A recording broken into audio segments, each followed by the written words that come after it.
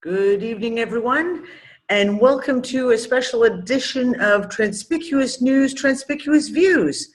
Got a little of both in here today. It is February 15th, the day after the Crazy Heart Day. Yeah, don't go there. Going to talk about one subject, one of the big news stories for today, and it kind of has a lot of people, especially in the truth movement, the awakened movements, the let's hear it all movements, really excited.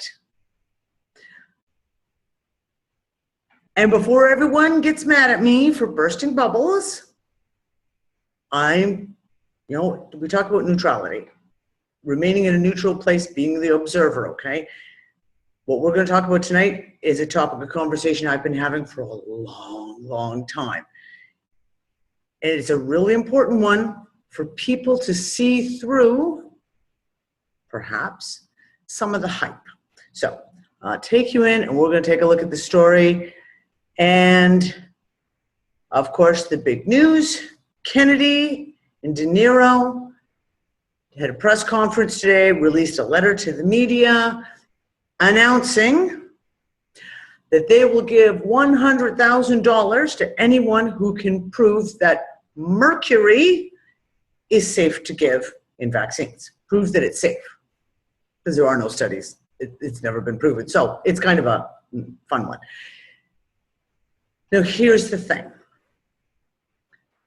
On the surface, even I got really excited. It was like, oh, this is an important move forward. And the fact that apparently Donald Trump met with Kennedy a few weeks back, maybe a couple months ago, I can't remember, makes you go, ooh, maybe we're about to see some changes.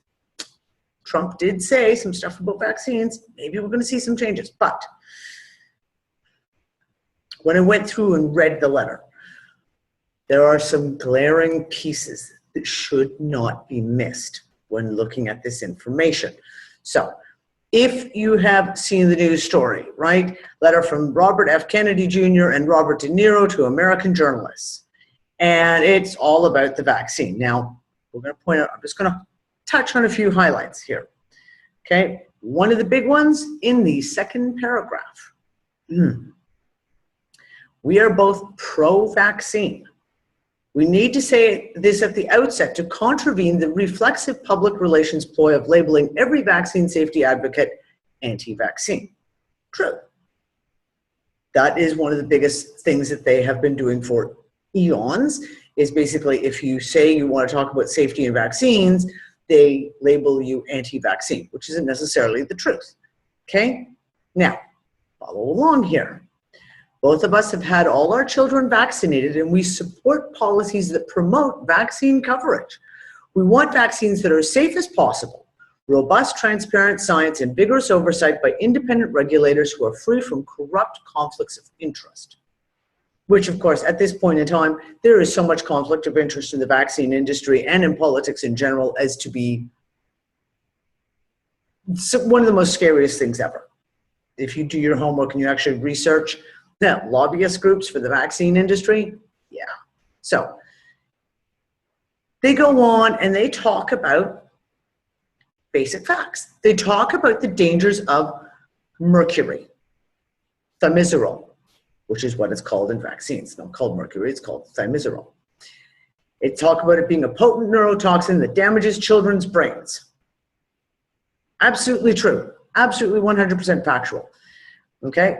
They talk about the studies that have come out to show by the CDC, Yale University, and I mean, there's hundreds of studies now that prove that thimerosal, i.e., and mercury, which it is mercury, are neurotoxins and cause neural damage, brain damage, including neurological illnesses such as OCD, anorexia, tics, autism, the entire spectrum, ADHD, ADD, you name it, it's all in there, okay? So you go through, and like I said, they touch everything that they say in this is absolutely factual, okay? But the problem with this letter is that it is hyper-focused on mercury. Basically, they've taken this, hold on, I'm going to scroll down here, and they've hyper-focused on one single ingredient in vaccines, which is mercury. Now, for over 10 years, I have been cautioning people continuously to stop focusing on mercury. Because as soon as you focus on mercury, number one, legally you're hamstrung. Number two, that's not the problem. Or, shall I say, it's not all the problem. It's just one piece of the problem with vaccines. But because all the attention is continuously put on mercury, none of the other ingredients are looked at or considered. Here's one of the things I want to say. Bernadine Healy, former director of the National Institutes of Health, said Americans are smarter than that. Healy believed that a vigorous and open debate would not diminish, but would rather strengthen the vaccine program. What's wrong with that? What's wrong with that? If vaccines were safe, et cetera, you could be right. But when all of the attention is put on mercury and none of the other toxic components, highly dangerous components of vaccines, it sets a ball in motion. And I'm going to prognosticate. I'm going to gaze into my crystal ball and tell you how this could very well play out. If they get enough public attention and any media support on this, with all this attention on the thimerosal, and all of a sudden, you'll have someone like GlaxoSmithKline or Aventis Pasteur turn around and say, okay, hey, we're going to learn it. We've got a brand new flu vaccine. No thimerosal in it. There you go. There's no thimerosal in it. Here. And the crowd goes wild. Yay. Oh, thank you for giving us a safe vaccine. Of course, they don't talk about all the other ingredients. And what happens? The concern about vaccine safety gets swept under the table and nothing else is looked at. The media gets their lovely hype. They could then have a lovely piece that they can present to everyone. Oh, look, we have vaccines and they have no thimerosal in them. And it's considered a win. And a lot of people at that point, even the public who are anti-vaccine, will sit back and go, yay, we won. And you didn't. Because all you got now is a vaccine that doesn't have mercury. That doesn't help us. Not even slightly. Okay? So, this is a very, very important part of this process that we need to look at. And when I talk about being the observer, this is the kind of stuff that I'm talking about. Because it is very, very easy to get caught up in the hype and go, oh, this is so exciting. This is going to be, and you know what? Hey, maybe I'm completely wrong. Maybe this is all completely above board and incredible, wonderful things are going to happen. But considering that vaccines are the largest grossing moneymaker of every pharmaceutical company almost, I wouldn't hold your breath. So the long and the short of it is, right, is you get Kennedy and De Niro say it's time now for journalists to either claim our $100,000 reward by producing scientific proof of thimerosal safety or to start digging deep into the facts and provided in this letter. and it looks wonderful. But, mercury? Really? Well, it's terrible and it's horrible. It certainly is not the worst ingredient in vaccines. So we're going to have a little run through. What do you find in vaccines? Number one on the list that most people do not know about is aborted baby fetus tissue. Now, not all the vaccines, but vaccines for the chickenpox, hepatitis A, and rubella were solely produced using aborted fetus cells. And therein is the reason why vaccines were banned by the Catholic Church in the 50s and 60s. Most people don't know that either. They were also banned by Jehovah's Witnesses in the 50s and 60s. Most people don't know that either because they use aborted fetal tissue. Okay, but let's just move on from the moral viewpoint of this. Okay, let's look at vaccine ingredient formaldehyde. A shitload of vaccines have formaldehyde in them. Now, let's just give you a little list. Here are the problems, the health risks with formaldehyde. As you can see this lovely list, yeah, it goes on and on and on. Okay, now next one listed is, of course, mercury. And we're not even going to get into that one because, as I said, oh, antifreeze. Did you know that there's antifreeze in your vaccines?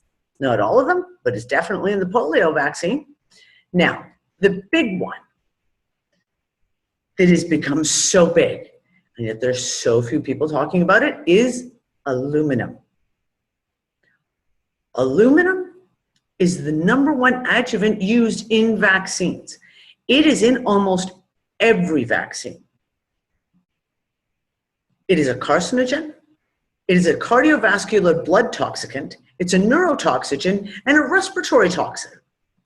It is a known, they're saying here it's a suspected factor. No, it's proven to play a major role in Alzheimer's, dementia, convulsions, comas, in Parkinson's disease, and ALS.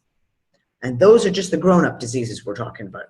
We're not talking about, children's diseases. Now, I had a conversation many years ago with Dr. Bob Sears back in 2011 about aluminum. And this is the article that he wrote a little later that really triggered me to do a lot of research into aluminum. Now, one of the things he talks about, now this was written, I believe, in 2013, 2012. He talks about, as a doctor, trying to find information for his patients, for example, on the safety of aluminum in vaccines. And he could find nothing, not a single study, not a single recommendation, nothing by the FDA, nothing with vaccines. So he had to go a different route. One of the things he looked in was, of course, IV feeding solutions, which contain aluminum. Now, according to the FDA, requires the solutions to have no more than 25 micrograms of aluminum in each liter of solution for an adult with a maximum of 1 liter a day. So you're talking about an adult could have no more than 25 micrograms of aluminum injected into them in a liter of solution. Now, what I'd like to scroll you down to is what he discovered when he went looking. The Hep B has 225 micrograms per shot. Hepatitis B, 250 micrograms. DTaP, ranging from 170 to 625 micrograms of aluminum. Pneumococcus, 125. Hepatitis A, 250. The HPV, 225. The Pentacell DTaP Hep B polio combination, 330. And the Pediatrix combo shot, 850 micrograms of aluminum being injected into a newborn baby. See the problem here? Okay. Aluminum is seriously horrific. Horrific. And because it's not really being studied that much at the moment, or not being discussed openly that much at the moment. It is the elephant in the room. And yet, all the attention when it comes to vaccines goes to mercury. But no one talks about the fact that the number one thing that they replaced mercury in a lot of vaccines was aluminum. So, when we look at this stuff, okay, when we look at ingredients here, and I will actually put this in there for you. This is from the CDC with a list of ingredients in vaccines, including things like formaldehyde. There you go, the DTaP Infotrex, formaldehyde, aluminum potassium sulfate, okay? Polysorbate 80. Go look that beastie up and see what kind of neurotoxin that is. This is from the CDC, and like I said, I will put this with this for people to, for this video, for everyone to actually take a look at from the CDC, okay? We have to be very, very aware and observant of how these things play out. Like I said, I don't want to burst bubbles. I don't want to be the negative Nancy who makes everyone sad when they're all celebrating about this announcement coming up. But we have to be realistic too. This is, like I said, 10 years. I have been sounding the alarm on this specific one. And the first thing I noted when this came out today is the entire focus of it is on mercury. Nothing else. So, we're going to watch. We're going to see how this plays out. I have my bets. I have my gut reaction of how it'll play out. And I think you'll see a whole spat of new vaccines with no mercury in them. We'll see.